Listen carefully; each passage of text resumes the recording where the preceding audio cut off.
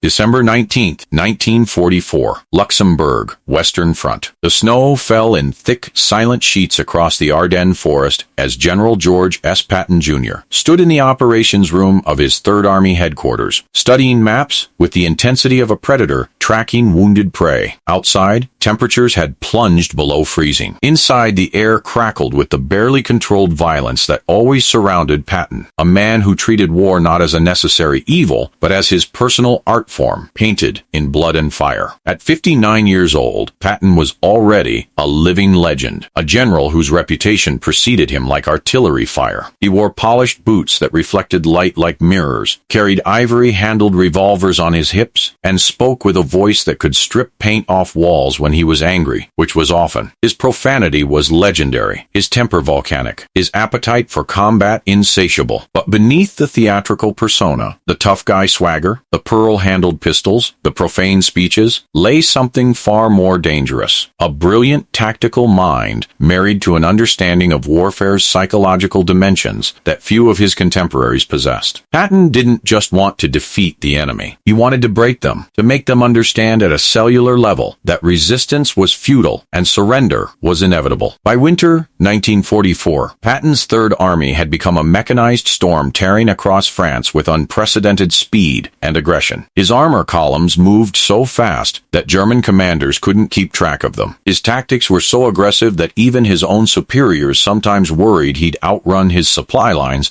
and leave himself vulnerable. But Patton understood something fundamental about modern warfare. Momentum was everything. Hesitation gave the enemy time to dig in, to fortify, to prepare. Speed kept them off balance, confused, demoralized. The German Wehrmacht, which had once practiced blitzkrieg, lightning war, against helpless opponents, now found itself on the receiving end of an even more ferocious version of their own doctrine. Patton had studied German tactics, admired their panzer generals, and now he was using their own playbook to destroy them. The irony was not lost on him, and he relished it. Patton believed in absolute, overwhelming force applied without mercy or hesitation. When German units surrendered to his forces, he expected immediate, unconditional capitulation. No negotiations, no conditions, no attempts to preserve honor or save face. Lay down your weapons, put your hands up, and count yourself lucky to be alive. That was Patton's only offer. He had no patience for the old European military traditions of chivalrous warfare, of officers surrendering with dignity while negotiating terms for their men. This wasn't some 18th century dynastic conflict where gentlemen officers could expect to be treated with professional courtesy. This was total war against a regime that had unleashed genocide and barbarism across Europe. As far as Patton was concerned, the Wehrmacht had forfeited any right to ceremonial surrender the moment they'd followed Hitler into Poland. His men loved him for his aggression and feared him for his temper. He demanded the impossible and somehow got it, not through inspiration alone but through sheer force of will, through making his subordinates more afraid of disappointing him than of facing the enemy. He visited the front lines constantly, sometimes appearing in combat zones when his staff thought he was safely in the rear, his presence both inspiring and terrifying to soldiers who knew that Patton would accept nothing less than total commitment. The Germans feared him too, but in a different way. They called him Der Bluthund, the Bloodhound, for his relentless pursuit. German intelligence officers tracked his movements obsessively, knowing that wherever Patton appeared, catastrophe would follow. His reputation had become a weapon in itself. Mere rumors of the Third Army's approach could cause German commanders to abandon positions or accelerate retreats. But Patton's greatest weapon wasn't his tanks, his artillery, or even his tactical brilliance. It was his absolute certainty in his own methods, his unshakable conviction that the only way to win wars was to make the enemy understand, viscerally and completely, that continued resistance would lead to nothing but death and destruction. He didn't negotiate because negotiation implied equality, and Patton never acknowledged any equality with the enemy he was crushing. This was the man who would soon face a test, not of his tactical skill, but of his psychological mastery. Confrontation with a German officer who would dare to challenge Patton's authority, who would refuse the terms of surrender, who would make demands rather than accept defeat. It would not go well for the German. The American armored column had surrounded the German position just after dawn, their Sherman tanks forming a steel ring around around what remained of a battered Wehrmacht regiment. The Germans had fought well, better than expected given their depleted numbers and lack of supplies, but by mid-morning, it was clear they were finished. Cut off from retreat, low on ammunition, facing overwhelming firepower, they had only two choices: surrender or die. The white flag appeared just before noon, a dirty bedsheet tied to a rifle barrel, and waved from the shattered window of a farmhouse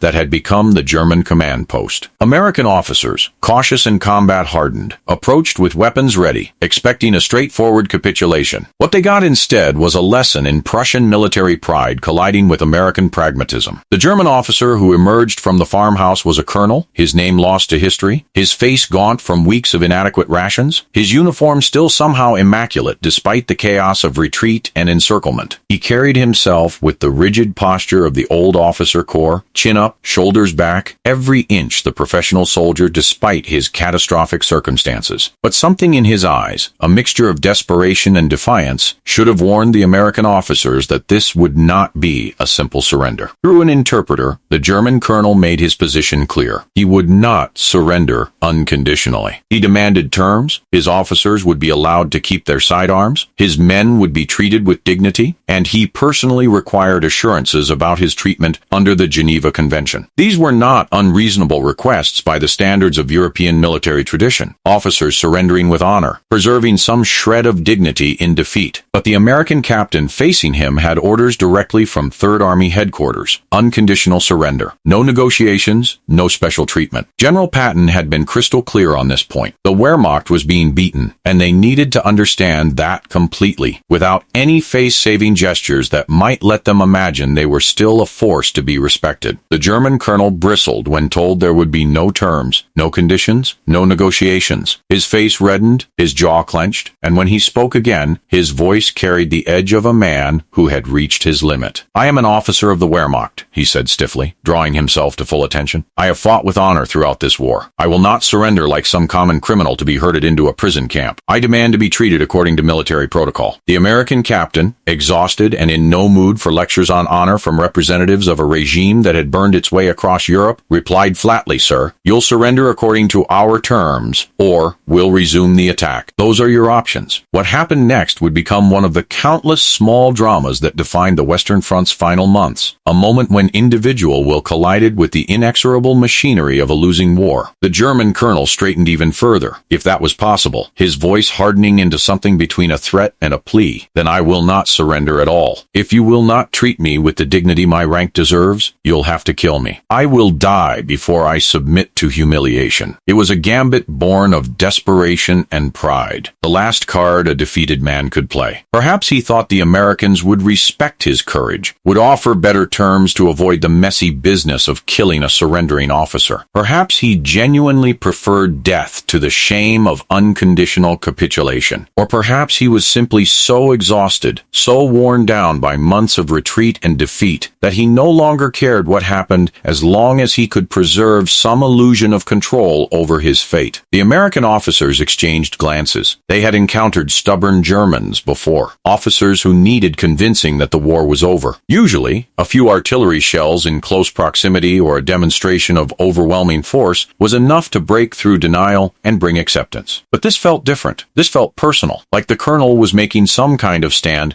not for military advantage, but for his own sense of self. Word was sent back up the chain of command. A German officer was refusing unconditional surrender, demanding terms, and threatening to die rather than accept American conditions. The message moved quickly through battalion, to regiment, to division, and finally to Third Army headquarters, where it landed on the desk of a general who had very specific ideas about how to handle defiant enemies. General George S. Patton read the report with the expression of a man who had just been told something both predictable and irritating. Another German officer trying to preserve his precious honor, another member of the Wehrmacht acting as if they still had bargaining power, as if the catastrophic defeat of their nation somehow entitled them to respect and consideration. Patton had had met dozens of such officers throughout the campaign. Most eventually saw reason once they understood the alternative, but every once in a while, one needed a personal lesson in reality, a demonstration that American pragmatism had no time for European military theater, that the Third Army answered defiance not with negotiation, but with annihilation. The staff officers around Patton waited, knowing that their general's response would be memorable. Patton didn't disappoint. He stood up from his desk, his face displaying that particular expression his men knew well. Not quite angry, not quite amused, but something more dangerous, focused. "Get me a line to the forward command," Patton said quietly. "I want to speak to whoever's dealing with this German fool." The field telephone crackled to life in the American command post near Edelbruck. The captain, who had been dealing with the defiant German colonel, picked up the receiver and heard the unmistakable voice of General George S. Patton, profane, direct, and utterly devoid of patience for nonsense. "Captain, I understand you've got a German colonel who wants to play hero," Patton said, his voice carrying the edge of surgical steel. "Put him on the line. I want to speak to this son of a bitch myself." The translator quickly relayed the request to the German colonel, whose face showed a mixture of surprise and something that might have been satisfaction. Perhaps he thought his defiance had earned him an audience with the legendary American general, that Patton would offer better terms, would respect his courage, would engage in the kind of officer-to-officer negotiation that Prussian tradition demanded. He was about to learn how badly he had misunderstood the situation. Through the interpreter, the conversation began. The German colonel, still rigid with pride, stated his position once more. He was a professional soldier who had fought honorably, he demanded proper treatment, and he would rather die than accept humiliation. Patton listened without interruption, an unusual display of patience from a man famous for cutting people off mid-sentence. When the German finished his declaration, there was a long pause on the line. The officers crowded around the telephone could imagine Patton at the other end, deciding how to respond to this challenge to his authority. When Patton finally spoke, his voice was cold, flat, and utterly without emotion, which was somehow more terrifying than if he had shouted. "Colonel, you want to die? That can be arranged. But let me tell you something. It would be a complete waste of good American ammunition." The interpreter stumbled over the translation, unsure if he had heard correctly. Patton continued, his voice gaining momentum, the profanity stripped away to reveal something more dangerous, pure, calculated menace. "You think your life means something? You think your precious honor matters? Let me explain reality to you, Colonel. In about 15 minutes, I'm going to give orders to resume the attack on your position. We have artillery that will turn your command post into a crater. We have tanks that will drive over whatever's left. We have aircraft that will strafe anything that moves. Your men will die. You will die. And tomorrow, nobody will remember your name or give a damn about your honor." The German colonel's face had gone pale during the translation. Patton wasn't negotiating. He wasn't even threatening in the traditional sense. He was simply describing what would happen, as matter-of-factly as a weatherman predicting rain. "So here's your choice," Patton continued. "You can surrender right now, unconditionally, and you and your men live to see tomorrow. Or you can stand on your pride, and in an hour, you'll all be dead. Your decision. You've got 5 minutes to make it." Then, without waiting for a response, Patton turned to his operations officer and, loud enough for the telephone to pick up, began issuing orders. "Get me fire control. I want all available artillery ranged on the German position. Prepare a full bombardment. I want every gun we have in range turned on that location. And get me air support. I want everything we can put in the air overhead in 20 minutes. If this bastard wants to die for his honor, we'll give him the full American treatment." The German colonel stood frozen, listening to the translator relay Patton's orders. This wasn't going according to script. In his experience, when officers surrendered, there was negotiation, discussion, some preservation of dignity. But Patton wasn't playing that game. Patton was offering a simple binary choice: live or die. Nothing in between. Through the telephone, the colonel could hear American officers in the background, confirming orders, reporting artillery batteries ready to fire, coordinating targeting data. It wasn't a bluff. Patton was actually preparing to obliterate the position, to make good on his promise to waste the ammunition if that's what it took. The captain holding the telephone watched the German colonel's face as the reality sank in. The rigid pride was still there, but it was cracking now, giving way to the kind of fear that comes when you realize you've miscalculated catastrophically, that the person you're dealing with doesn't care about your gestures or your dignity or your conception of honorable warfare. Patton came back on the line, his voice unchanged, still flat, still cold, still utterly certain. 4 minutes left, Colonel. I suggest you use them wisely, because when that clock runs out, you get to find out personally just how much American firepower we've got available. And I promise you, it's more than enough to erase you and every man under your command from existence. What happened next was pure Patton, a demonstration of psychological warfare that would have made Sun Tzu proud. Instead of immediately resuming the attack or forcing the issue, Patton made one more calculated move that revealed his true genius. He let the German colonel return to his lines. The American officers were confused. They had expected Patton to demand immediate surrender, to use force if necessary, to bring the situation to a quick conclusion. Instead, Patton ordered them to let the German officer walk back to his command post, to gather his subordinates, to see with his own eyes what was being prepared for him. Let him go, Patton instructed. Give him an hour to think about what I just told him. Let him watch our guns move into position. Let him see our tanks adjusting their aim. Let him count the aircraft overhead. I want him to spend the next 60 minutes understanding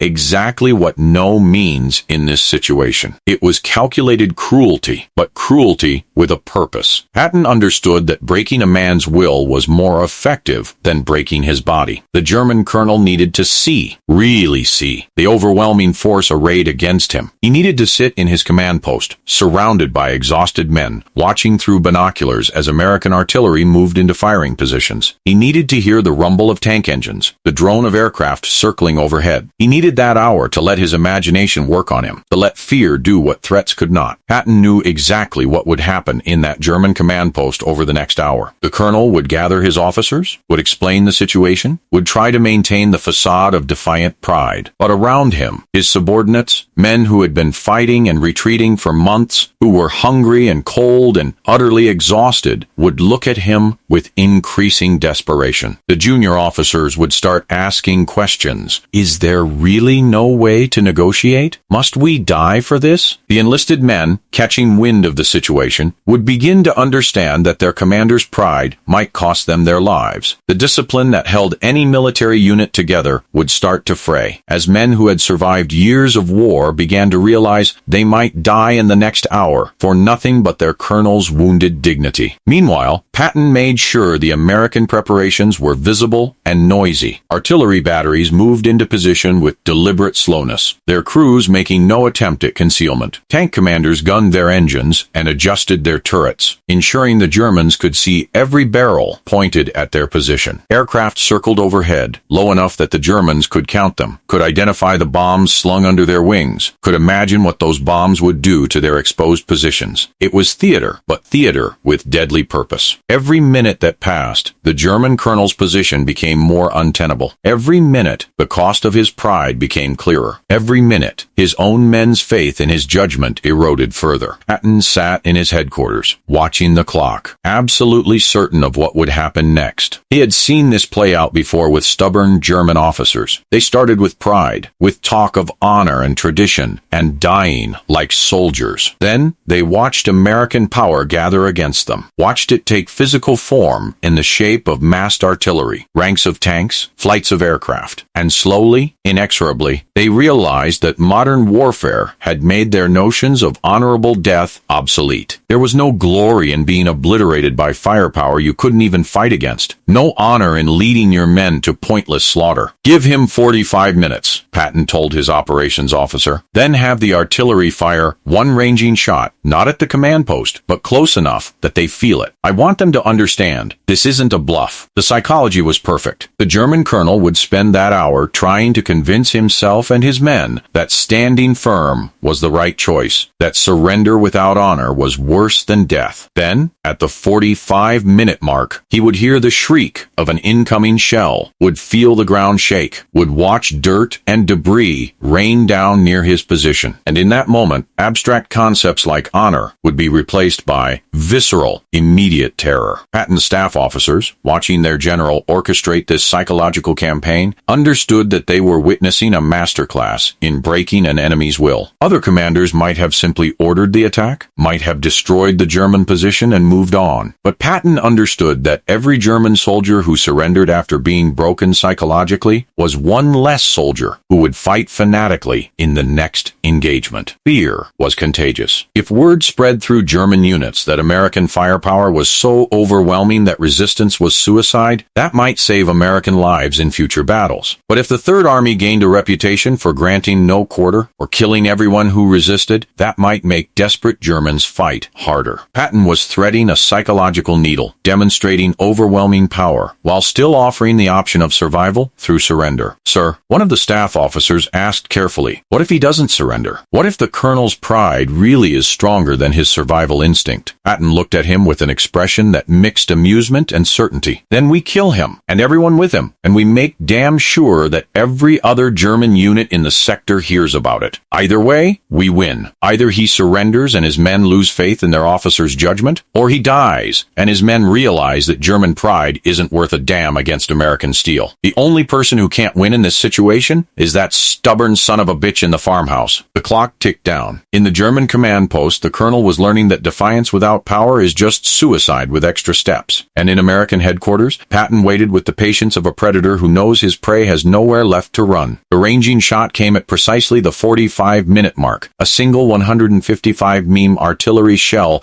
that screamed through the cold winter air and exploded 75 meters from the German command post. The detonation shook the farmhouse, sent windows shattering inward, and knocked pictures off walls. Dust rained from the ceiling. Men threw themselves to the floor instinctively, years of combat experience triggering immediate survival responses. In the sudden silence after the explosion, the German colonel stood slowly, brushing dust from his uniform. His hands were shaking slightly, whether from the concussion or from fear, no one could tell. Around him, his officers climbed back to their feet, their faces pale, their eyes showing the kind of terror that comes when you realize you're about to die and there's nothing you can do to stop it. One of the ranging shots was followed by another, this time closer, 50 meters, then another at 40 meters. The Americans were demonstrating their accuracy, showing that they could pinpoint the command post anytime they wanted. This wasn't random bombardment. This was surgical precision, a warning that said, "We can end you whenever we choose." The colonel moved to the shattered window and looked out across the snow-covered fields. What he saw destroyed whatever remained of his defiant resolve. American artillery batteries stretched in a long line, every gun barrel elevated and aimed at his position. Tank formations had moved closer, their main guns tracking his building. Overhead, the drone of aircraft engines reminded him that death could come from above as well. He was looking at more concentrated firepower than most Wehrmacht divisions had possessed at the height of German power. Behind him, one of his junior officers spoke quietly. "Herr Oberst, we must surrender. The men are ready to mutiny if we force them to die or nothing." The colonel didn't turn around. He kept staring at the American force arrayed against him, trying to find some way to preserve his dignity, some gesture that would let him salvage pride from this humiliation. But there was nothing. Patton had given him a simple choice, and no amount of Prussian tradition or military honor could change the mathematics of overwhelming force. A captain, young, exhausted, with the Iron Cross still pinned to his torn uniform, stepped forward. "Sir, I have fought beside you for 3 years. I have never questioned your orders, but I am questioning this one. These men have families. They have survived years of war. To throw away their lives now, when Germany is clearly losing, I cannot support that decision. I will not." It was mutiny, technically. Under Wehrmacht regulations, the colonel could have had the captain shot, but they both knew those regulations no longer meant anything, that the entire structure of military authority was collapsing along with the Reich itself. The captain was not speaking out of cowardice, but out of a desperate sanity, the realization that death for pride was no longer acceptable when death had become so commonplace and meaningless. The colonel finally turned from the window. He looked at the faces of his officers, men he had commanded through the campaigns in Russia, through the retreat across France, through the desperate battles in the Ardennes. They had followed him loyally, had trusted his judgment, had believed in his leadership. Now they were looking at him with a mixture of pity and desperation, silently begging him not to lead them to pointless slaughter. Outside, another ranging shot landed, this time just 30 meters away. The message was unmistakable. Time was running out. The field telephone rang, the direct line to the American position. One of the German officers picked it up, listened briefly, then looked at his colonel. "Sir, the Americans say we have 5 minutes left. After that, they begin the bombardment. No more warnings. 5 minutes to make a choice that would define how he would be remembered. As a hero who died standing firm, or as a pragmatist who saved his men's lives by accepting reality." The colonel knew which choice Prussian tradition demanded, but he also knew, with devastating certainty, that Prussian tradition was part of what had led Germany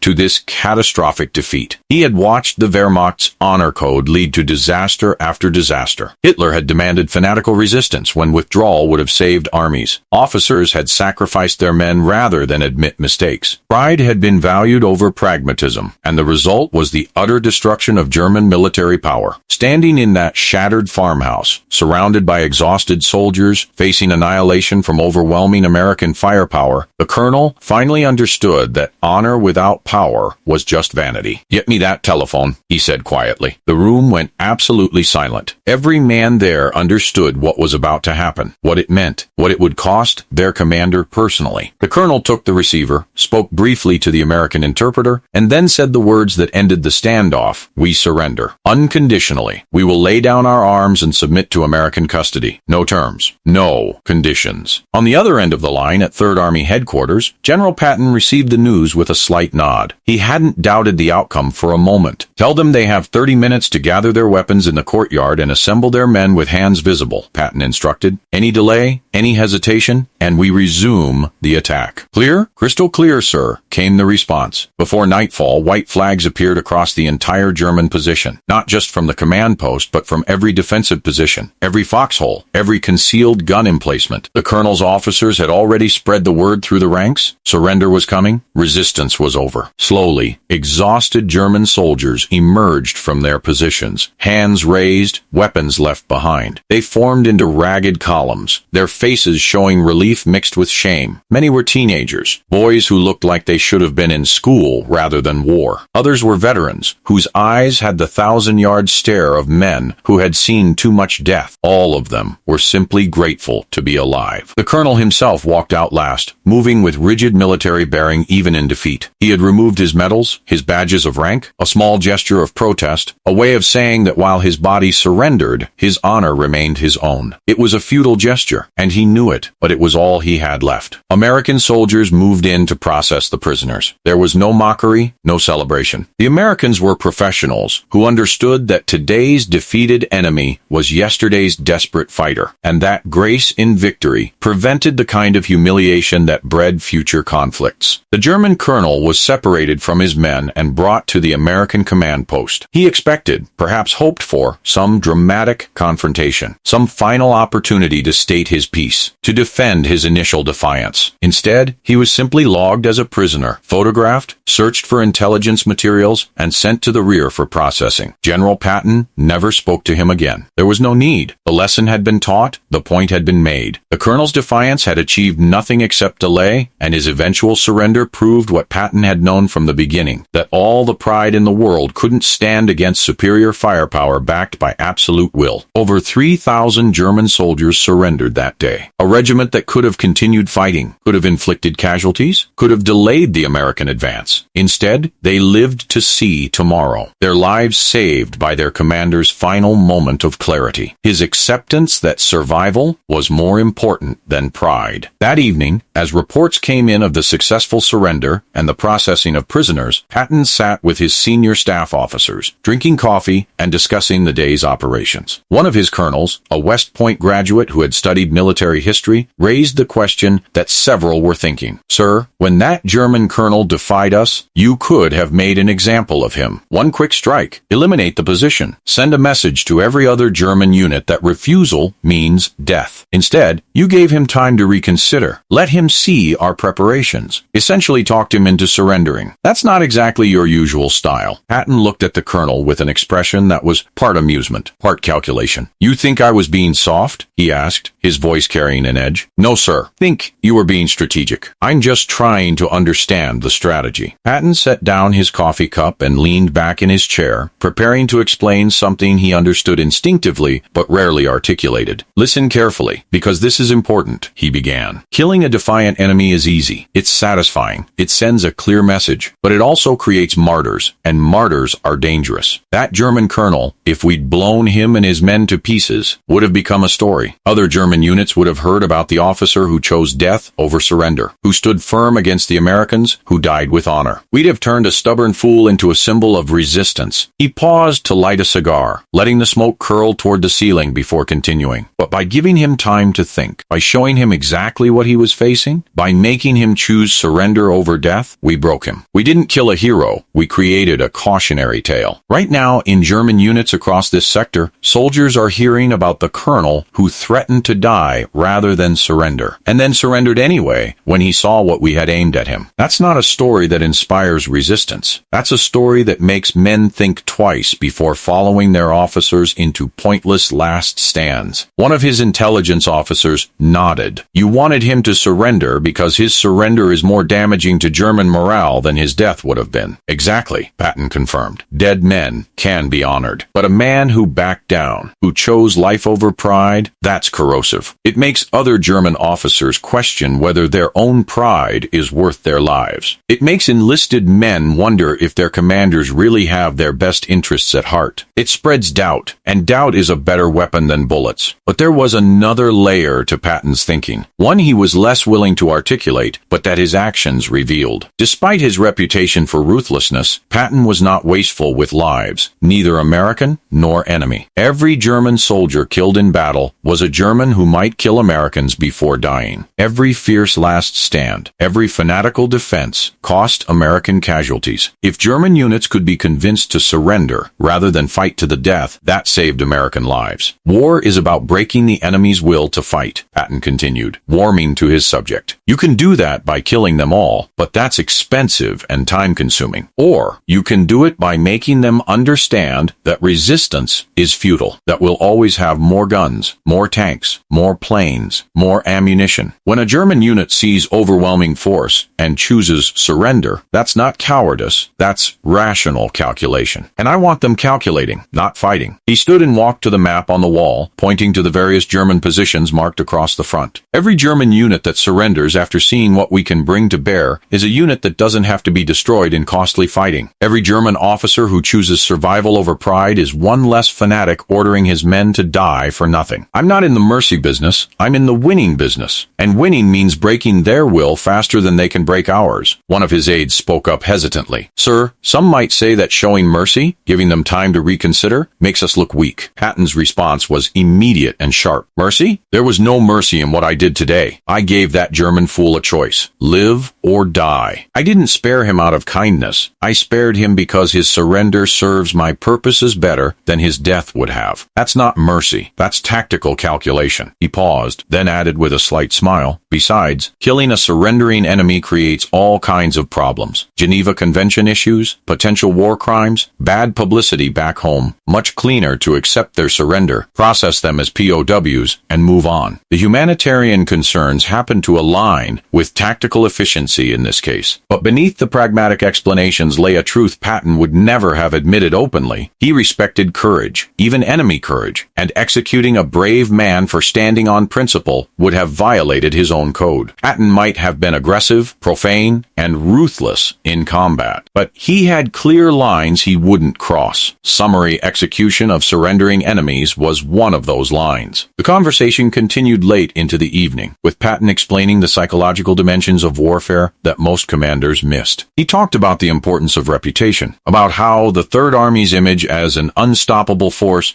was as valuable as its actual combat power. He discussed the difference between terror that paralyzed enemies and terror that made them fight harder out of desperation. He explained why it was important to always offer a way out, even when that way out led to a POW camp. The Germans are beaten, Patton concluded. They know it, even if Hitler refuses to admit it. Our job now is to convince individual German units that surrendering to us is preferable to dying for a lost cause. Every unit that surrenders intact is a victory without a battle. Every officer who chooses pragmatism over pride is one less fanatic we have to dig out of a bunker. I gave that colonel a choice today because I wanted him to make the right choice, not for his sake, but for ours. The story of the defiant German colonel and Patton's response spread through the ranks of the Third Army like wildfire. Soldiers told it to other soldiers, officers discussed it at staff meetings, and soon it reached other American units and even filtered back to German forces through prisoner interrogations and frontline communications. Americans. The tale grew in the telling, as such stories always do. In some versions, Patton personally confronted the German colonel face to face, staring him down in a battle of wills. In others, Patton had threatened to execute the colonel personally with one of his ivory-handled revolvers. The details varied, but the core message remained constant. General Patton was not a man who could be defied, and attempting to do so only demonstrated the futility of resistance. For American soldiers, the story reinforced what they already believed about their commanding general, that he was tough, uncompromising, and absolutely certain of victory. It boosted morale in a way that official propaganda never could, because it was authentic, organic, soldier-to-soldier testimony about their general's character. When men went into combat knowing that Patton expected total commitment and would accept nothing less than victory, they fought harder, pushed further, and accomplished what seemed impossible. But the story's real impact came on the German side. As word spread through Wehrmacht units about what had happened at Edelbruck, it reinforced a narrative that was already taking hold, that continued resistance against the Americans, particularly against Patton's Third Army, was suicidal. The story wasn't about American mercy or humanitarian treatment. It was about overwhelming, unstoppable power backed by a commander who would use that power without hesitation or remorse. German intelligence officers, interrogating prisoners and monitoring communications, noticed a pattern developing. Units facing the Third Army were surrendering faster than units facing other American formations. When questioned, German POWs frequently mentioned Patton by name, describing him not as a tactical genius to be outmaneuvered, but as an elemental force to be avoided or submitted to. The psychological impact of Patton's reputation was becoming measurable in terms of reduced German resistance and increased surrender rates. Senior Wehrmacht commanders recognized what was happening, but were powerless to stop it. How do you counter an enemy general whose reputation has become a weapon in itself? How do you order men to stand and fight when they've heard stories about Patton's unstoppable advance, about his refusal to accept anything but unconditional surrender, about his overwhelming firepower and willingness to use it without mercy? The traditional methods of maintaining military discipline, appeals to honor, threats of punishment, promises of reinforcement, rang hollow against the reality of American material superiority and Patton's aggressive leadership. In one documented case from late January 1945, a German battalion commander facing encirclement by Third Army units contacted his superiors requesting permission to surrender. When told to fight to the last man, he reportedly replied, "We are facing Patton. Fighting to the last man means dying to the last man with no tactical benefit. I choose to preserve my men's lives and surrender." He did so the following morning, and his decision was repeated by other commanders in similar situations throughout the final months of the war. The incident at Edelbruck became a case study that Patton himself used in discussions with other American commanders. He argued that psychological warfare, the deliberate cultivation of a reputation for overwhelming force and uncompromising will, could be as effective as actual combat operations. When Eisenhower expressed concerns about Patton's aggressive tactics potentially leading to unnecessary casualties, Patton pointed to the increasing German surrender rates as evidence that his methods actually saved lives by convincing enemies not to fight in the first place. Every German who surrenders because he's heard stories about the Third Army is a German who doesn't shoot at my men, Patton explained during one staff conference. Every unit that gives up without a fight is a battle we don't have to wage. The cost of building and maintaining that reputation is negligible compared to the tactical advantages it provides. The academic discussion of Patton's psychological tactics would come later, in the post-war analysis of military leadership and the evolution of modern warfare. But in the winter of 1945, as the Third Army drove deeper into Germany, the practical effects were undeniable. German resistance, while still fierce in many sectors, was becoming increasingly brittle. Units that might have fought to exhaustion instead surrendered when they recognized they were facing Patton's forces. The German colonel who had defied Patton spent the remainder of the war in a POW camp, processing his decisions and their consequences. In post-war interviews conducted by American military historians, he provided insight into the German military mindset during that period. He described the crushing weight of knowing the war was lost, but being bound by oaths, tradition, and fear to continue fighting. He talked about the moment he realized that Patton was offering him not mercy, but mathematics, that the calculus of force was so one-sided that resistance wasn't brave, it was delusional. "I thought I was standing on principle," the colonel admitted years later. "I thought refusing dishonorable surrender was my duty. But General Patton showed me that principle without power is just another word for suicide. He didn't defeat me with weapons, he defeated me with certainty. He was so absolutely sure of his victory that my defiance meant nothing to him. That was more demoralizing than any threat could have been. The incident also revealed something important about Patton's character that often gets lost in the mythology of his profane, aggressive persona. He was not a mindless warmonger who loved killing for its own sake. He was a professional who understood that the goal of warfare was to break the enemy's will and achieve political objectives with minimum necessary force. When killing served that purpose, he ordered it without hesitation. When psychological pressure could achieve the same result more efficiently, he used that instead. This nuanced understanding of warfare separated Patton from simpler commanders who saw battle only in terms of firepower and casualties. Patton saw war as a complex interaction of material, psychological, and moral factors. His genius lay in his ability to assess which factor was most important in any given situation